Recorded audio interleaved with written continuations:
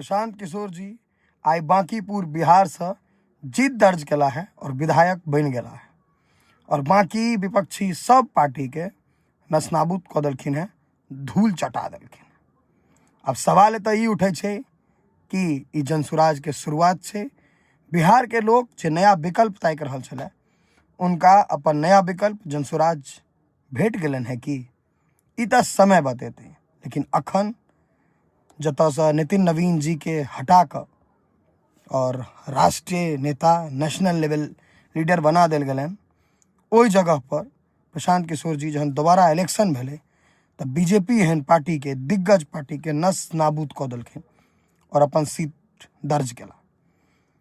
और ई नया शुरुआत छै कि ई नया सीढ़ी छै कि जनसुराज जे बिहार के नया विकल्प के रूप में आबि रहल छै ओकर ई पहिल सीढ़ी छै और बाकी दल बाकी पार्टी सबके नीचा के सीढ़ी छै। मतलब ई बहुत बड़का चीज भऽ गेलै है। मतलब हमरा बुझाइया जे राजनीति में बिहार के राजनीति में बहुत गोटा बहुत पार्टी सकसका गेल है, से हाल भेलै। आब अहाँ सब ही बताओ कमेंट में जे प्रशांत किशोर जी जनसुराज नया विकल्प भऽ सकैए, लोक सब ले बेहतर ऑप्शन बेहतर विकल्प भऽ सकैए कि नहीं, इहो हवा जना एता हवा जना उड़ि जेता।